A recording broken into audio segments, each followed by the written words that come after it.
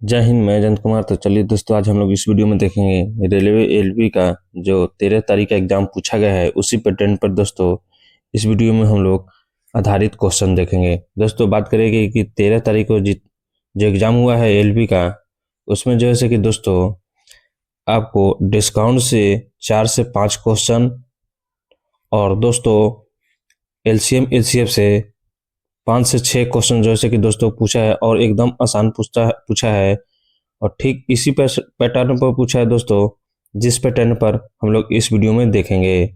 तो आप लोग जैसे कि जिनका भी 16, 17, 18 का एग्जाम है, आप लोग इस वीडियो को एक बार जरूर देखकर जाएं। उम्मीद है कि आपको यहाँ से 5 से 6 नंबर जो है कि आपका फिक्स हो जाएगा, क्योंकि दोस्तों इसी टाइप का आपको अगले एग्जाम में देखने को मिलेगा। तो चलिए दोस्तों देखते हैं पहला नंबर क्वेश्चन। और पहला नंबर क्वेश्चन देखने से पहले आपसे एक छोटा सा रिक्वेस्ट है कि यदि इस चैनल पर नए हैं तो चैनल को सब्सक्राइब कर ले और बेल आइकन प्रेस कर ले। तो चलिए दोस्तों देखिए क्या कह रहा है। कह रहा है कि एक दुकानदार में एक उत्पाद का क्रय मूल्य दोस्तों 400 रुपया है। क्रय मूल्य का मतलब क्या होता है दोस्तों? सीपी। तो सीपी कितना है यहाँ पे?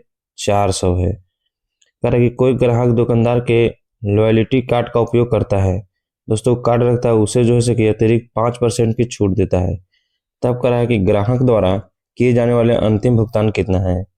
दोस्तों ये तो 400 रुपया है इसका क्रय मूल्य, लेकिन जिसके पास कार्ड है उसको 5% का अतिरिक्त छूट मिलता है। तो दोस्तों हम लोग 5% इसका क्या है कैलकुलेशन करके घटा देंगे, तो 5/100 हो जाएगा। तो 2 जीरो से 2 जीरो, तो पंचों के दोस्तों ये हो जाएगा 20। तो हम लोग जो है कि सीपी में से 20 रुपया घटा देंगे, तो इसका जो राइट आंसर हो जाएगा 380 हो जाएगा। चलिए दोस्तों अब हम लोग आगे देखते हैं। देखिए यहाँ पे ये भी है, डिस्काउंट का है दोस्तों। कह रहा है यदि 20%, 25% और 35% की 3 क्रमिक छूटों के बाद एक वस्तु 33,150 में बेची जाती है तो उसकी अंकित मूल्य क्या होगा। दोस्तों यहाँ पे पूछा है एमपी, पूछा है अंकित मूल्य। तो देखिए दोस्तों ये जो है 20% सभी का हम लोग बटा निकाल लेंगे, तो जिसको याद होगा हम लोग यहाँ पे देखिए 20% का मतलब हो जाता है 1/5। तो दोस्तों ये 5 हो जाएगा और छूट है तो इसलिए इसको घटा देंगे, तो 5 और 4 हो जाएगा। यहाँ पे देखिए दोस्तों 25% है, तो 25% को क्या लिखेंगे? 25 चौके 100 होता है दोस्तों, तो 4 और 3 लिखेंगे। और 35 को 35 बटा दोस्तों 100 होता है, तो ये हो जाएगा 7/20 हो जाएगा दोस्तों। तो ये हो जाएगा 20 और ये हो जाएगा 13। कैसे दोस्तों? देखिए यहाँ पे 35/100 हो जाएगा, तो 2500 के दोस्तों 20 25 100 हो जाता है और 7 5 35, तो 7/20 हो जाएगा। अब दोस्तों ये 13 कहाँ से आ गया? तो 20 से 7 घटा दिए हैं। वैसे ही 20% है तो 20 होता है 20/100, तो इसको अगर भाग देंगे 100 से, तो 20/100 में 20 25 100 1/5 आएगा, तो 5 में से 1 घटाएंगे दोस्तों तो ये हो जाएगा 4। तो इसी तरह हम लोग समझेंगे। और देखिए अब ये जो अनुपात आएगा ये हम लोग के सीपी का आ जाएगा, और ये है दोस्तों आपको क्या पूछ रहा है दोस्तों? उस अंकित का मूल्य ज्ञात करें। तो ये दोस्तों ये हो जाएगा एमपी का और ये हो जाएगा एसपी का दोस्तों, है ना।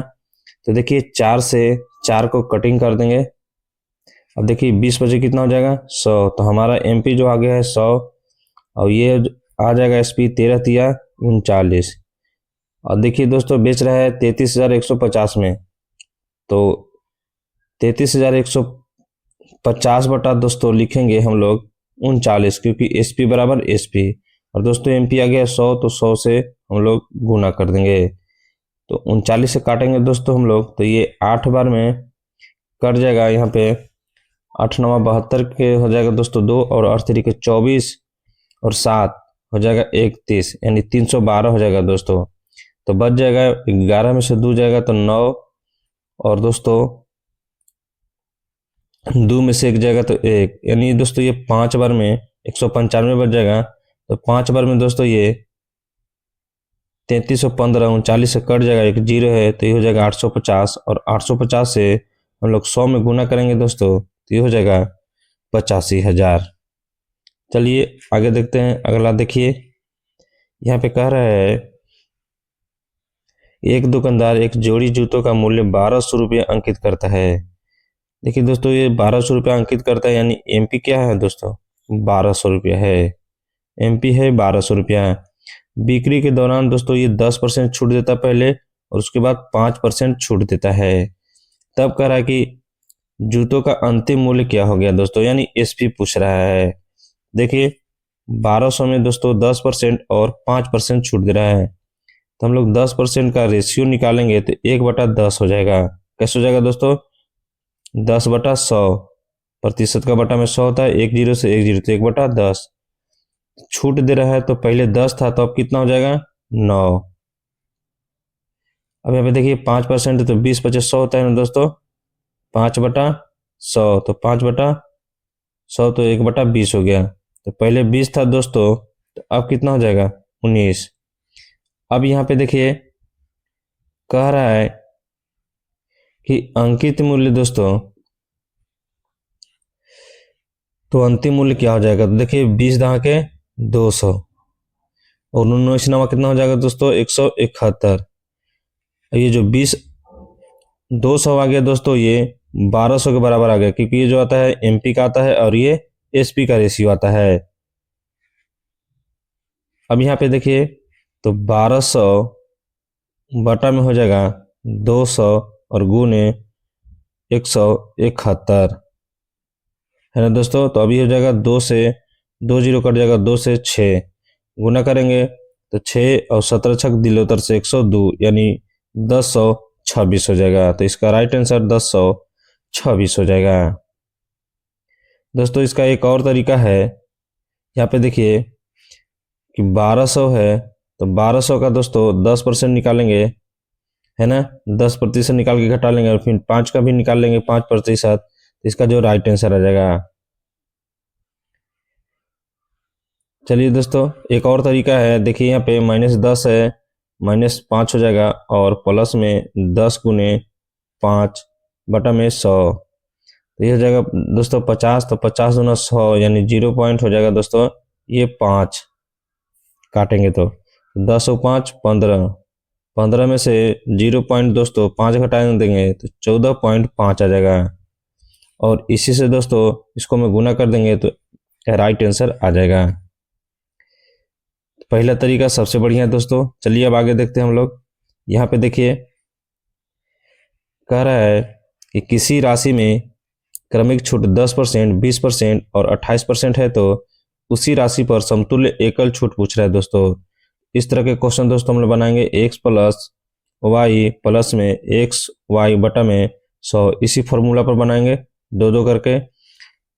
ये ज़्यादा बेटर है क्योंकि रेशियो वाला बनाएंगे दोस्तों बहुत बड़ा हो जाएगा। तो देखिए यहाँ पे 10 प्लस 20, अब दोस्तों हम लोग क्या करते हैं, छूट में है तो माइनस सब में कर देते हैं,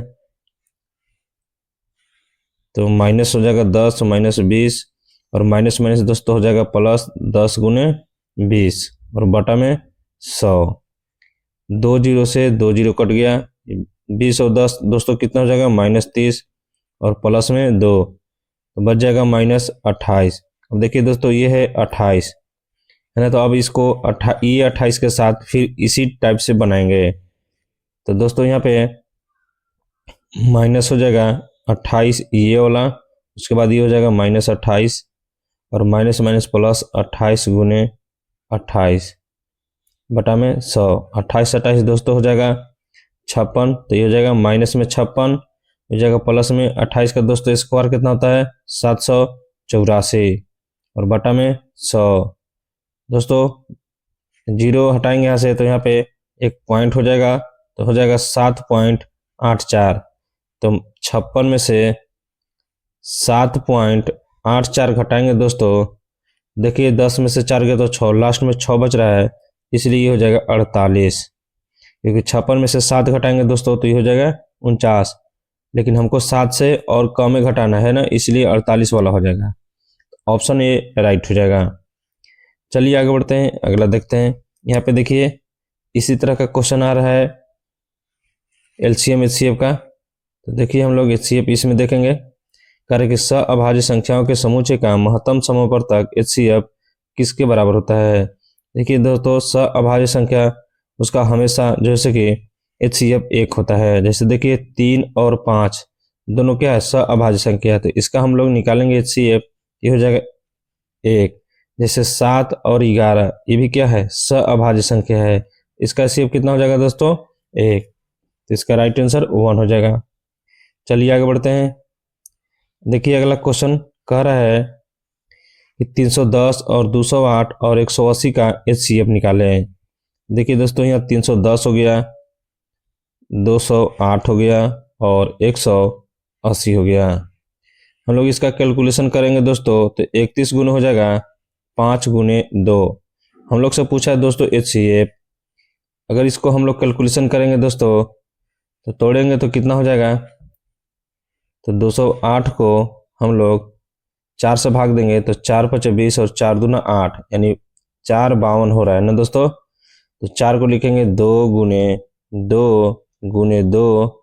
देखिए 4 के लिए 2 गुने 2 और 52 है, तो 52 में 13 चौके 52, तो एक और 2 हो जाएगा और 13 हो जाएगा। अब दोस्तों यहाँ पे देखिए इसका 180 का हो जाएगा 9 दूना 18 और 2 गुने 5 गुने 2। अब देखिए दोस्तों HCF हम लोग वही चुनते हैं जो सब में कॉमन हो। तो सब में कॉमन कौन है दोस्तों, तो 1 2 यहाँ पे कॉमन है, तो मिनिमम वाला हम लोग लेते हैं ना, तो 1 2 है, सभी में 1 2 होना चाहिए सभी में दोस्तों, इसलिए इसका राइट आंसर 2 हो जाएगा। अब किसी को लगता है कि 2 2 2 2 दूना 4 दूना 8 और दूना 16 होना चाहिए, तो ये गलत है ना, क्योंकि ये जो मैक्सिमम लेते हैं हम लोग LCM में लेते हैं। ठीक है, HCF का मतलब ये होता है कि सभी संख्या जैसे कि जितना भी संख्या दिया है उसमें सभी का गुणनखंड कॉमन होना चाहिए। सभी में कॉमन केवल 1 2 है ना दोस्तों, तो इसलिए इसका राइट आंसर 2 ही हो जाएगा। चलिए आगे बढ़ते हैं। अगला देखिए यहाँ पे कह रहा है कि दो संख्याओं का LCM 84 है। यदि संख्या 2 और 3x का अनुपात में है तो संख्या का योग क्या होगा। देखिए दोस्तों अनुपात में है तो इसलिए हम लोग x लगा देंगे, है ना। और 2 और 3 का LCM कितना हो जाएगा दोस्तों, तो 6, तो 6x हो गया बराबर में 84। 6 से 84 14 बार में कट जाएगा दोस्तों, तो x बराबर क्या आ गया 14। हम लोग को क्या पूछा है, संख्या का योग, तो 2x और 3x दोस्तों जोड़ेंगे तो हो जाएगा 5x और x बराबर है दोस्तों 14, तो 14 पचे 70, तो इसका राइट आंसर क्या हो जाएगा दोस्तों 70। चलिए आगे देखते हैं अगला क्वेश्चन क्या कर रहा है। यहाँ पे देखिए कह रहा है कि दो संख्याएं 3:2 के अनुपात में है, उनका LCM दोस्तों और HCF 24 और 4 है, तो दोनों संख्याओं में से बड़ी संख्या क्या होगा। दोस्तों इसका अनुपात दिया है 3:2, HCF दिया है 4 और LCM दिया है 24। इसका दोस्तों सूत्र होता है एक कि पहली संख्या गुने दूसरी संख्या बराबर में LCM गुने HCF होता है दोस्तों। तो पहली संख्या होगा 3 और दूसरी संख्या होगा 2, तो दोस्तों अनुपात में इसलिए हम लोग क्या लगा देंगे, x लगा देंगे और बराबर में हो जाएगा 24 गुने 4। अब 3 से 6 में 2 में गुना करेंगे दोस्तों, तो 6x और x² हो जाएगा। यहाँ पे देखिए दोस्तों 24 और 4 है तो 96 हो जाएगा। तो यहाँ हम लोग काटेंगे 6 से तो कितना हो जाएगा दोस्तों, 16 छक 96, तो x² बराबर हमको आ गया 16, तो x बराबर आएगा कितना दोस्तों, तो 4। अब देखिए पूछ रहा है दोनों में से सबसे बड़ी संख्या, तो 3 बड़ा है, तो 3 में हम लोग दोस्तों 3x मानेंगे यहाँ पे और x मानेंगे, तो x कितना है 4, तो 4 से गुना कर देंगे 3 में, तो कितना आ जाएगा दोस्तों 12। ऑप्शन सी राइट हो जाएगा। चलिए आगे बढ़ते हैं। अब आगे देखते हैं लास्ट क्वेश्चन है, लास्ट क्वेश्चन देखते हैं हम लोग। कह रहा है यहाँ पे कि 2 3 4 6 8 और 9 12 का 12 मिनट के अंतराल पर बजती है, वे सुबह 7 बजे एक साथ बजना स्टार्ट करता है, तो अगला समय दोस्तों क्या होगा। तो देखिए हम लोग इस तरह के क्वेश्चन को LCM निकालेंगे। ठीक है, LCM हम लोग निकालेंगे दोस्तों, तो इसका हो जाएगा 9 अठे 72 यानी हो जाएगा 72 मिनट। कैसे एलसीएम निकला दोस्तों? मैक्सिमम कॉमन फैक्टर निकालते हैं, है ना। तो इसमें 8 हो जाएगा और 9 हो जाएगा। अब दोस्तों कह रहा है कि 7:10 बजे एक साथ बजना शुरू करता है दोस्तों।